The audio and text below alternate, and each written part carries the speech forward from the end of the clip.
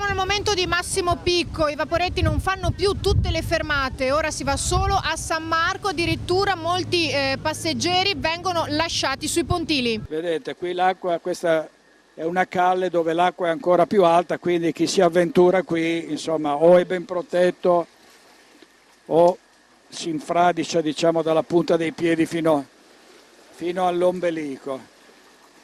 Tanta gente che cerca di raggiungere l'albergo con le valigie, con le borse,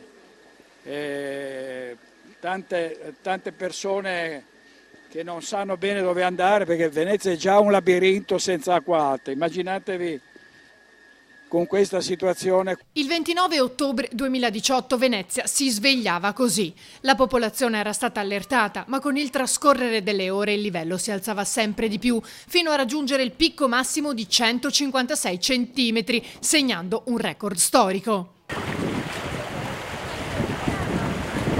Ecco, come vedete lì in fondo qualcuno cerca di passare per fare delle foto, non si capisce, ma si fanno avanti le forze dell'ordine per bloccarlo. Nessuno può passare.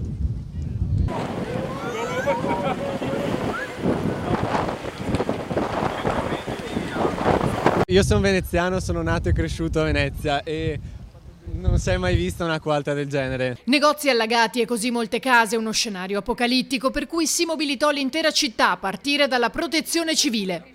Come va? Male, mi pare. Molto male. Non si vedeva dal 65, dai 52 anni non si vedeva una cosa del genere. Molto male. No, davvero, tutti ci dicono che è qualcosa di assolutamente straordinario. Anche i trasporti ad un certo punto si fermarono. Sospesi tutti gli approdi, come si legge dalle insegne luminose, perché l'alta marea in questo momento è troppo sostenuta.